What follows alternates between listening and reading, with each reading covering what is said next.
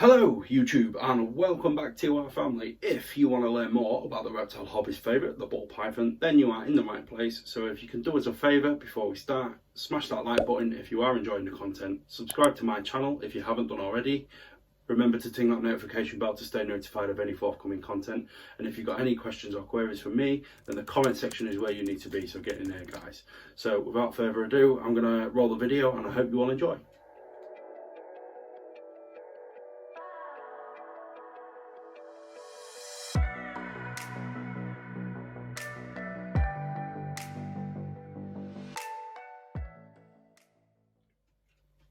Right then guys, ball python genetics made easy. This is a topic that I have wanted to cover ever since starting the YouTube.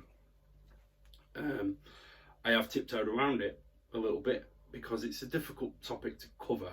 I especially don't want to make it overly complicated and then the message get lost on the newcomers. The point of this video is to simplify it and make it easy for anyone coming in to understand, and then they can take that understanding forward and start to develop that knowledge into some of the more complex mutations and combinations that they might want to produce in their collections.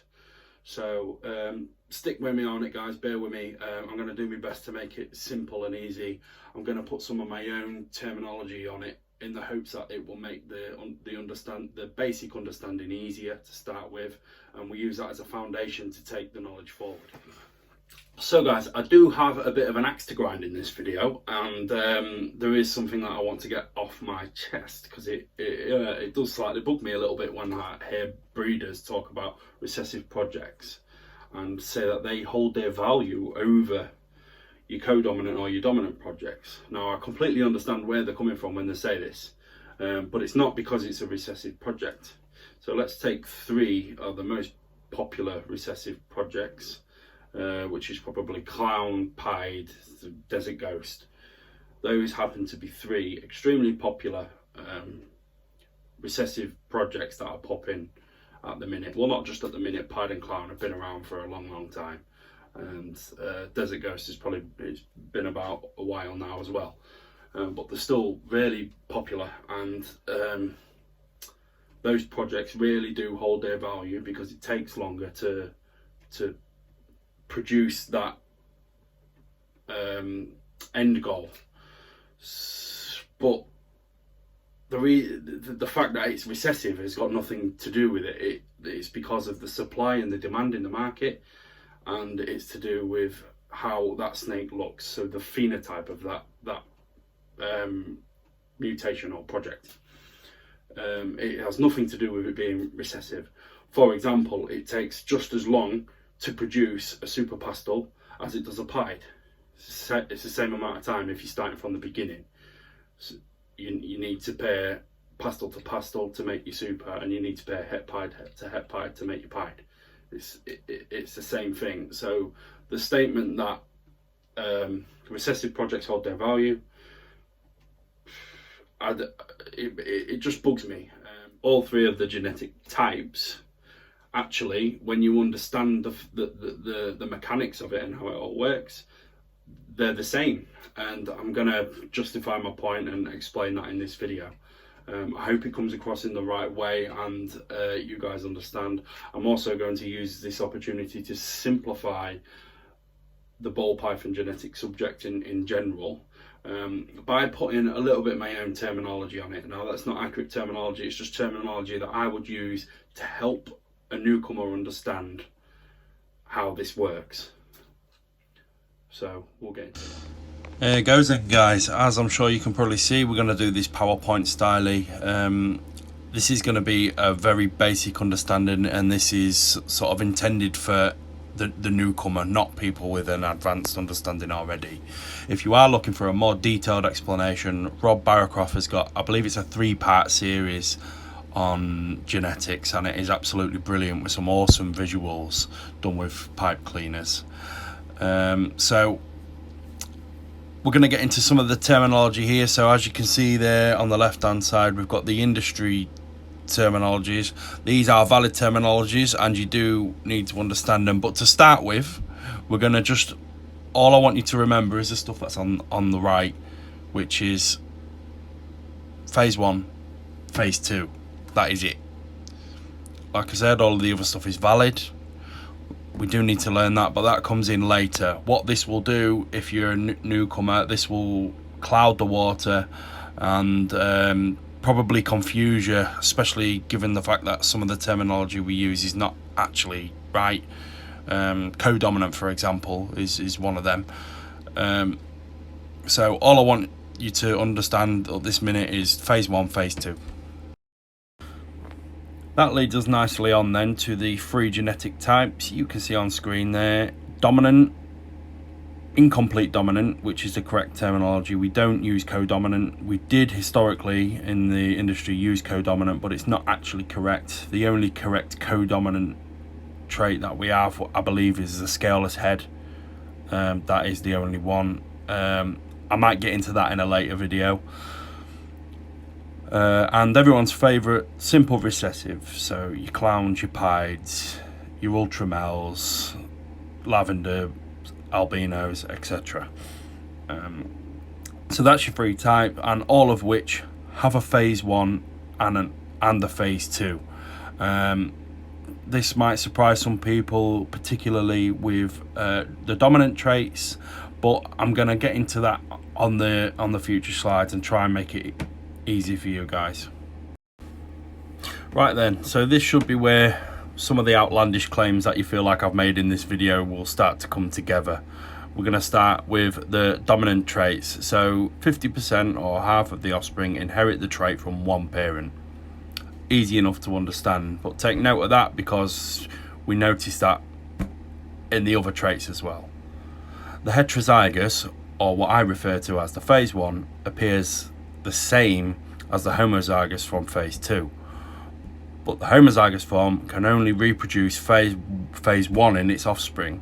So if you take a look at the Punnett square there, the P represents the pinstripe in this case, and you can see the letters in yellow, they represent your phase 1, and the 2 P's in red represent phase 2. With the green, of course, depicted by NN being the normals. So only a phase 1 can produce a normal. If it was phase 2, it can only produce phase 1s as a minimum. So just before we move on, just imprint that colour code into your brain. Green being normals, yellows being your phase 1s, and your red being phase 2. Naturally, that brings us to the incomplete dominant. Remember, we don't use co-dominant. I am guilty of using it, but as is a lot of people in the industry, it's an old habit, and old habits die hard, as they say. So anyway, into incomplete dominant. Again, point 1, 50% of the offspring inherit the trait from one parent. Where have we heard that before? Exactly the same as dominant. It's a little bit different here, but the concept is the same. So the heterozygous phase 1 appears different to the homozygous phase 2, whereas in dominant they appeared the same. The homozygous form, phase 2, will only produce phase 1 in its offspring and cannot produce a normal. That's the same as the dominant trait.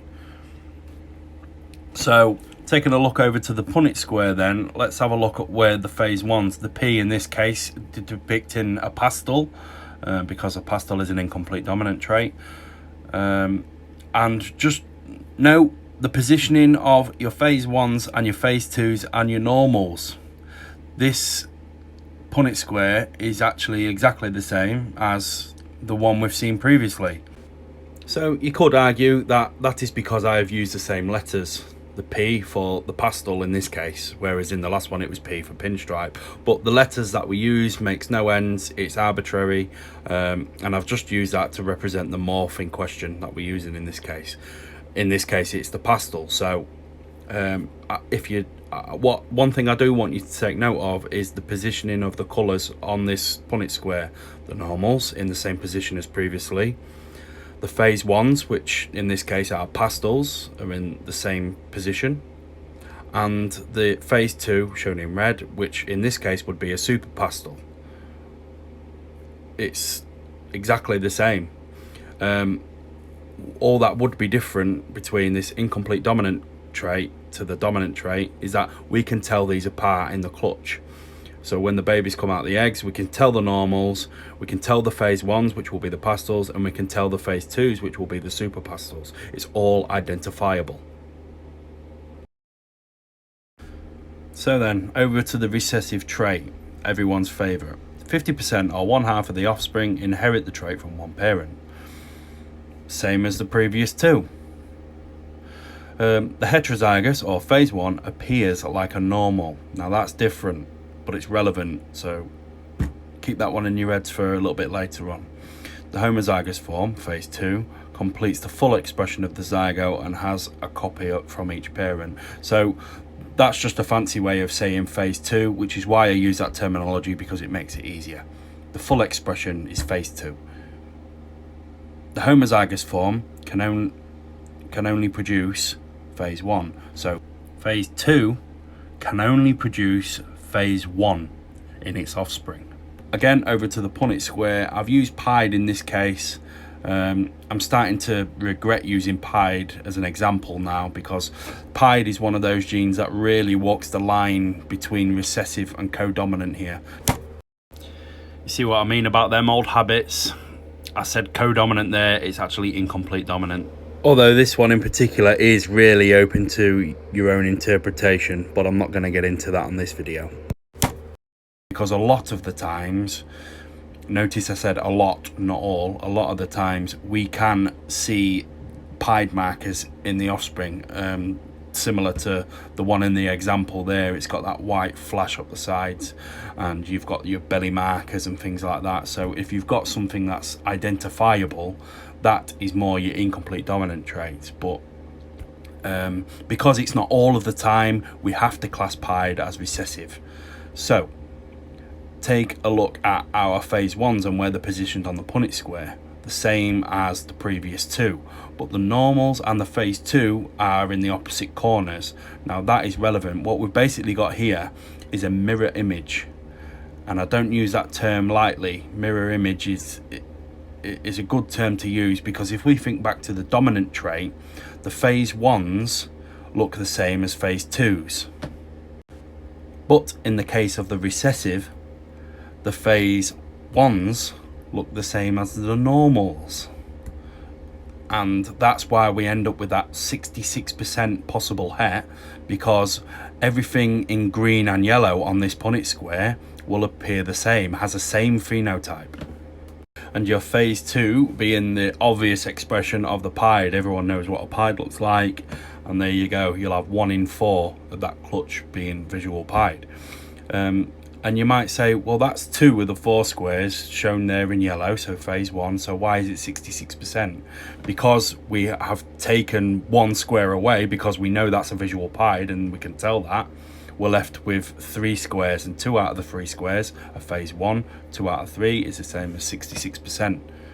So it leaves us with that 1 normal left over. So when we're selling these offspring, we're selling them as 66% possible het pieds, because there is a chance that one of those doesn't carry the trait, but we don't know one way or the other. Like I said earlier, pied is one of those ones which really walks the line with recessive and incomplete dominant. One point I really do want to make about recessive traits, and I've seen it in my own projects recently, is that the hets have a particular visual quality to them.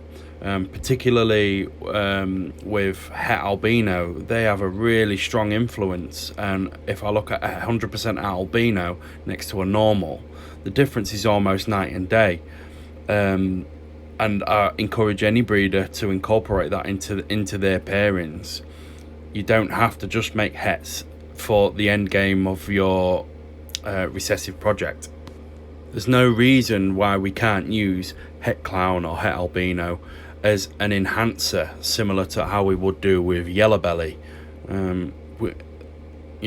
Yellow belly is a phase 1 and het albino is a phase 1. We can use these to enhance our projects. There you have it, guys. I hope that's made it a little bit easier. I'm a little bit nervous about this, posting this video.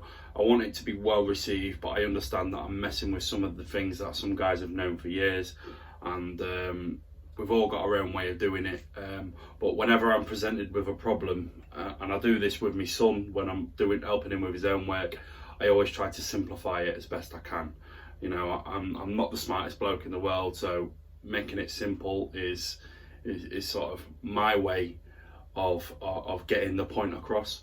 And for some people who are coming in, you're sometimes turned off with just all the confusing, complicated terminologies and words. So I think just dumbing it down to phase 1, phase 2. Your phase 1's your hets, or your pastels, or your incomplete dominants, and your phase 2's are your supers, so your visual pieds in the recessive, or your supers in the codoms. And yes, dominant traits do have super forms, but they look the same as the phase 1, so we can't tell them apart. But we tend not to breed for that, because if we've got that visual expression in the phase 1, why take it another generation to breed it through in the phase 2?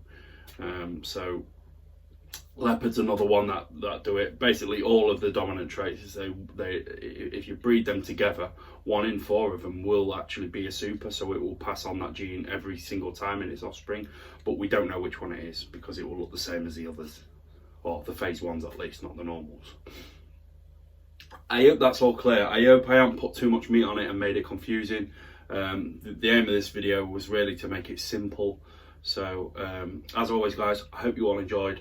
Let us know how you got on with it. If there's anyone who wants these slides from this video, drop us an email or a DM and let us know. And that just leaves, thank you very much for watching guys. I'll see you on the next one.